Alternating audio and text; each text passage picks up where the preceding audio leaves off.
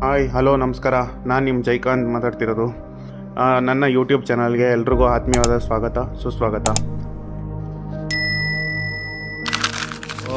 ಇವತ್ತು last day. ನಾನು San ಫ್ರಾನ್ಸಿಸ್ಕೋಲಿ ಯೋಸಮೈಟಿ national park ಬಂದಿದ್ದೀನಿ. ಮಳೆ ಚಳಿ ಅಂತ ಅಂದರು, ಬೆಳಗ್ಗೆ ಮಳೆ ಬರ್ತಿತ್ತು, ಬಟ್ ಆದರೆ ಇವಾಗ ಬಿಸಿಲು ಬಂದಿದೆ. Evidence of the glacier that carved out the valley floor so long ago is obvious. Yosemite park interesting fact ಏನಂದರೆ, ಇದು ಬಂದ್ಬಿಟ್ಟು 7,47,956 ಎಕರೆ ಇದೆ. ಮತ್ತು ಹೈಟ್ ಎಷ್ಟಿದೆ ಅಂದರೆ 2,000ದಿಂದ 13,000 ಅಡಿವರೆಗೂ ಇದೆ. Ladies and gentlemen, please look on your right. ಈ ಪಾರ್ಕಲ್ಲಿ ಆಲ್ಮೋಸ್ಟ್ 400 ವಿಧ ಅಂತ ಜಾತಿ ಪ್ರಾಣಿ ಪಕ್ಷಿಗಳು ಇದ್ದಾವೆ. ಮೇಯ್ನ್ ಆಗಿರೋದು ಬಂದ್ಬಿಟ್ಟು ಅಂದರೆ ಬ್ಲ್ಯಾಕ್ ಬೇರು, ಮೌಂಟನ್ ಲಯನ್ಸು ಮತ್ತು ಮ್ಯೂಲ್ ಡೀರು. ಈ ಯೋಸಮೈಟ್ ವ್ಯಾಲಿಗೆ 3,000 ವರ್ಷದ ಇತಿಹಾಸ ಇದೆ.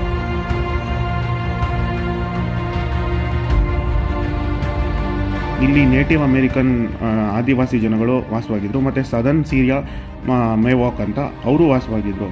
ಇದು ಆಲ್ಮೋಸ್ಟ್ 4 ಮಿಲಿಯನ್ ವಿಸಿಟರ್ಸ್ನ ಅಟ್ರ್ಯಾಕ್ಟ್ ಮಾಡುತ್ತೆ.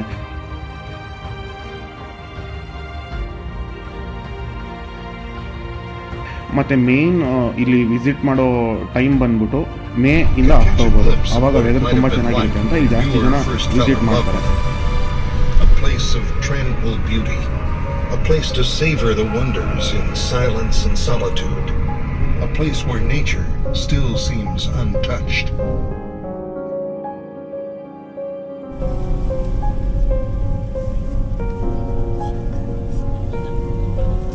ಫೈನಲಿ ಇದ್ದೀನಿ ಯೋಸಮೈಟ್ ವ್ಯಾಲಿ ಮೇಲೆ.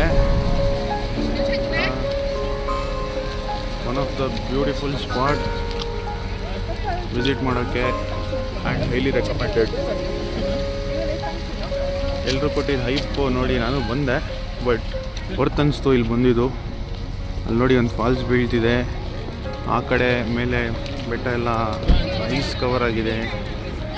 ಅದ್ಭುತವಾಗಿದೆ ಈ ಜಾಗ. ಆ್ಯಂಡ್ ರೋಡ್ ಸೈಡಲ್ಲಿ ನಿಮಗೆ ನೀರು ಹರಿಯೋದೆಲ್ಲ ಕಾಣಿಸುತ್ತೆ.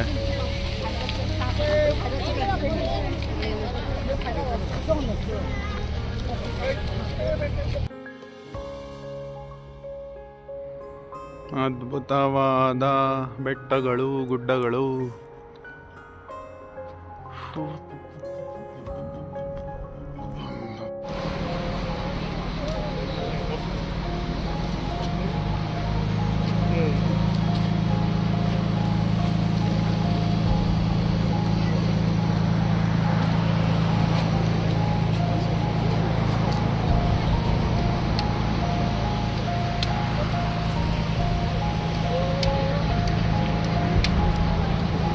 ಇದು ನೋಡಿ ಯೋಸಮೈಟಿ ರಿವರ್ ಅಂತೆ, ನೀರೇ ಇಲ್ಲ, ಫುಲ್ ಡ್ರೈ ಆಗ್ಬಿಟ್ಟಿದೆ, ಮಳೆ ಇಲ್ಲ ಅಂತ.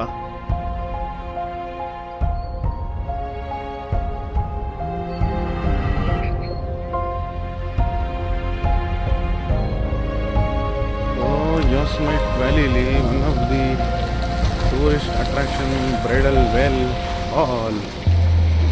ನಾನಿವಾಗ ನಿಮಗೆ ಬ್ರೈಡಲ್ ವೆಲ್ ಫಾಲ್ಸ್ನ ತೋರಿಸ್ತೀನಿ, ಅಲ್ಲಿ ನೋಡಿ.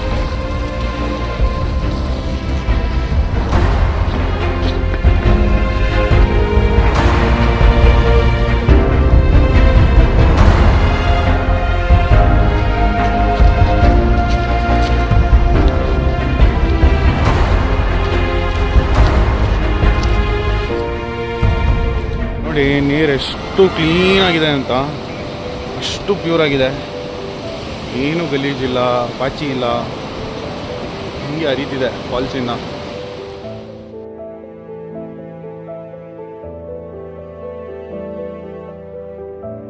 ಈ ಜಾಗಗಳು ಟ್ರೆಕ್ ಮಾಡ್ತಿದ್ರೆ ಅದ್ಭುತವಾಗಿದೆ ಗುರು. ಟ್ರೆಕ್ ಮಾಡೋದ್ರಿಗಂತೂ ಸೂಪರಾಗಿರುತ್ತೆ. ಈ ಫಾಲ್ಸ್ ನೋಡೋದೇ ಒಂಥರ ಚಂದ. ನೋಡಿ ಅಲ್ಲೂರಿಗೂ ಹೋಗ್ಬೋದು. ಇಲ್ಲಿ ಬೆಟ್ಟ ಎಲ್ಲ ಹತ್ಕೊಂಡು ಬಂದೆ ಫಾಲ್ಸ್ ಹತ್ರ. ಇದೇ ನೋಡಿ ಫಾಲ್ಸ್ ವ್ಯೂ. ಇನ್ನು ಮೇಲಕ್ಕೆ ಹೋಗ್ಬೋದು ಟ್ರೆಕ್ ಮಾಡಿಕೊಂಡು. ಆದರೆ ನಮಗೆ ಸಮಯ ಅಭಾವ ಇರೋ ಕಾರಣದಿಂದ ನಾನು ಇಲ್ಲಿಂದನೇ ವ್ಯೂ ತೋರಿಸ್ತಿದ್ದೀನಿ.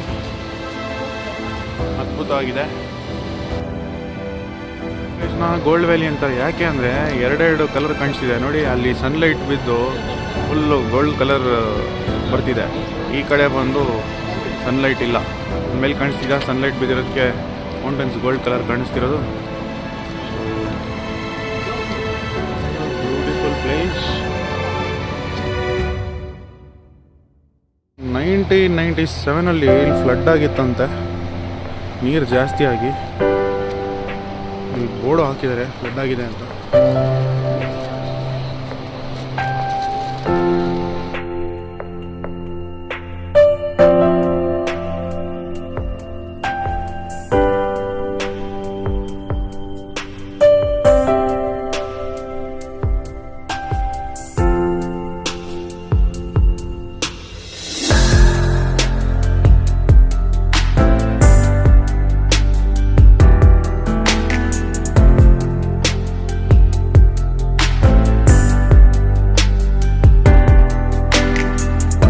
ಮರಗಳ ಆಯುಸ್ಸು 3000 ವರ್ಷ ಅಂತೆ. ಅಲ್ಲಿ ನೋಡಿ ಕೆಲವೊಂದು ಕಟ್ಟಾಗಿ ಬಿದ್ದಿದ್ದಾವೆ. ಅಟ್ಲೀಸ್ಟ್ ಮಿನಿಮಮ್ ಅಂದರೂ 800ರಿಂದ 1000 ವರ್ಷ ಇರುತ್ತಂತೆ ಈ ಮರಗಳು.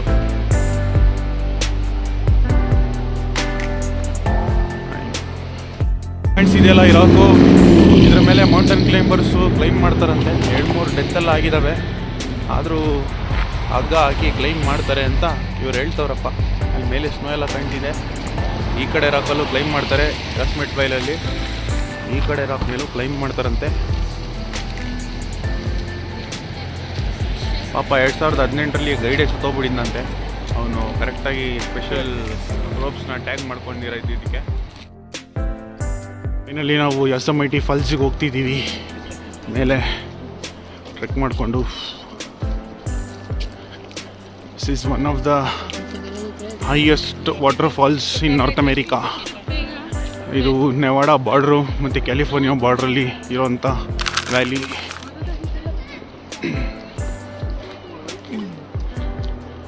ನೋಡಿ ಎಷ್ಟು ಚೆನ್ನಾಗಿ ನೀರು ಧುಮುಕ್ತಿದೆ ಫಾಲ್ಸಿಂದ. ಸೊ ಫ್ರೆಂಡ್ಸ್, ಅಲ್ಲಿ ನೋಡಿ ಫಾಲ್ಸು, ಅತಿ ಎತ್ತರದ ವಾಟರ್ ಫಾಲ್ಸ್.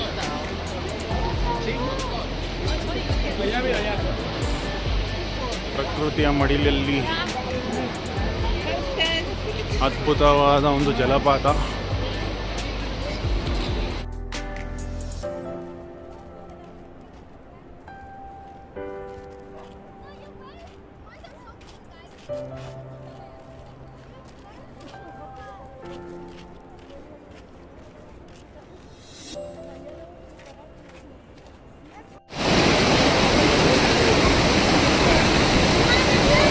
ಇದೇ ಹತ್ತಿರದ ವ್ಯೂವು. ಇದಕ್ಕೆ ಮುಂದೆ ಹೋಗೋಕ್ಕಾಗಲ್ಲ.